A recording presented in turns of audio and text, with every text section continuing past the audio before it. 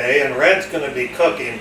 And one thing you don't know about Red is he's really a very good cook. He likes to cook, and he's an expert at canning things and preserving food. And what are we cooking today, Red?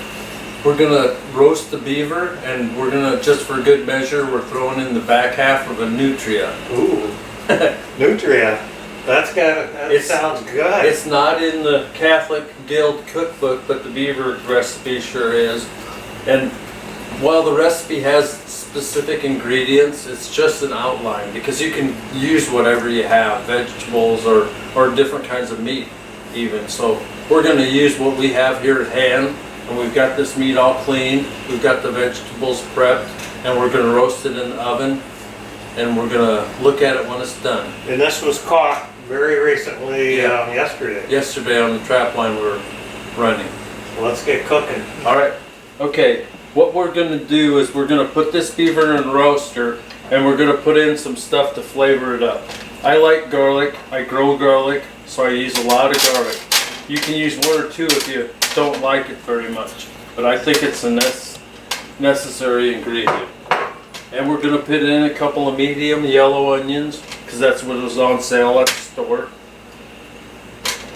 Just, you don't have to have any specific pattern unless you're, what is that, obsessive compulsive, or one of them fancy things they have nowadays where everybody's sick, everybody's got something.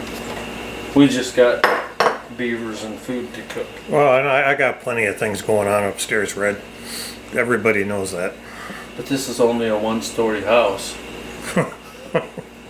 Okay, we've cleaned up our beaver and cut it into good, neat, nice sized pieces. We're going to put those in here next. Try to arrange them. No particular order. That's the back two legs and the loin. Actually, we might need a bigger roaster. I'm going to put a nutria. Well, let me back up. I'm going to season these with salt and pepper before I cover them up.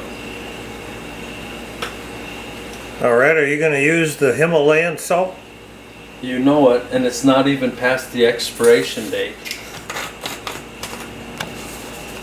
Red thinks that's funny because it's been in existence for millions of years and they put an expiration date on it. That's just more of the idiocy of our age. Well, they're marketing, don't you think? Yeah. I know people who go through the refrigerator or the cupboard and they throw stuff away because they don't use it by the expiration date. Now, what's this you're putting on? I'm using a freshly cracked black pepper. Yeah, keep me on task. Alright, now we're going to add our nutria. We've had this nutria on the grill before, but we've never roasted it. I think I'll roast this big piece and just save the rest of it, because I still got 2 beaver legs and another nutria leg, and I don't think I'm going to get the lid on the roaster if I put it all in there. Okay, my wife cans all the time, and this is a quart of turkey broth. You can use any kind of broth you want. If you've got it, you could use beaver broth, but I don't have any beaver broth. So I'm going to add this broth. It'll give it a nice flavor. And I'm going to salt and pepper the nutria. And Red, you told me once you rarely buy meat, that most of your meat comes from the land.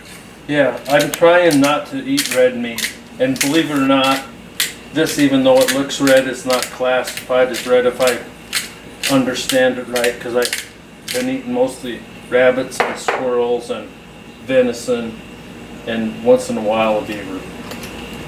Have you ever eaten muskrat? Yeah, I like muskrat. I'm going to put in a couple of bouillon cubes. This is chicken tomato because the previous tenants at the house left it and I don't have any beef bouillon. I'm going to put in some shiitake mushrooms that we grew ourselves and dried. It gives it a nice flavor. This is going to be really good. And I've taken this to Knights of Columbus potlucks and I never bring any home. Not the nutria, but the beaver. Not the nutria. Nutria is an addition that is exclusive to this time because we didn't have it before. And we just tried it here about a year or two ago on the grill. We marinated it in Italian dressing and cooked it on the grill with some tame rabbits that I raised. It was delicious. So now it's ready to go into the oven, and we're going to put it in a low oven, like 250, and leave it until it gets tender enough to put a fork in it, and it's just tender. Ooh, I can't wait, Red. What they say, slap your mama? Well, anyway, we're going to get this in, and we're going to go do something else, and we'll be back when it's done. Yeah, something else productive. Or maybe not. Yeah, all right. Pop it in a 250-degree oven.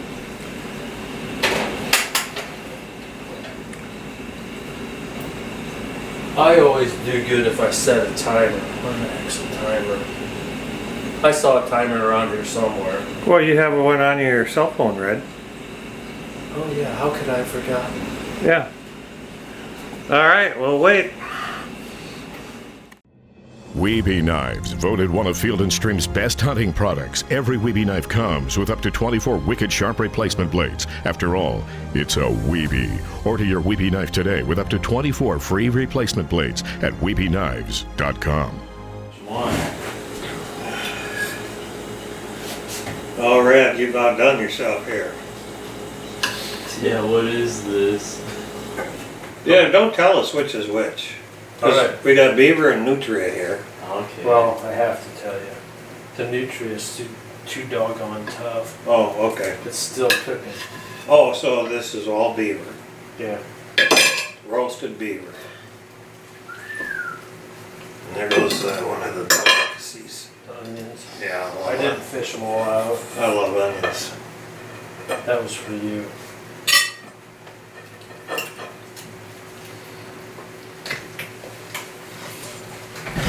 Drumstick. Give Matt a wing. This is beaver thigh. I want the breast. We didn't save the breast. And this is the loin. This is like beaver steak. Smells good. Yes, it smells very good. Salt and pepper. Yes, please. I can fish out some more onions if you guys want onions. Oh, I'm fine, thank you. Himalayan salt. Of course. Only the finest. That is so strange.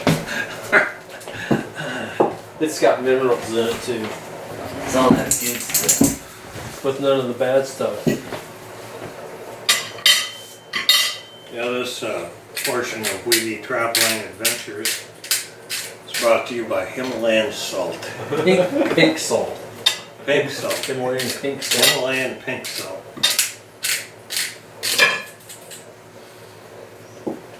If you get in a pinch, you can just take a grater to one of those salt lamps your wife probably has in your house somewhere. When Cindy's not looking, I go in to lick ours. I lick mine every once in a while. I don't even know what a salt lamp is.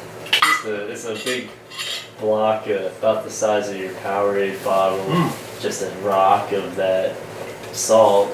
And I think they hollow a cord out and they put a platform with a light on it. You lickers. Yeah. I get there, I'm eating, I'm sitting on my couch watching TV, reclined.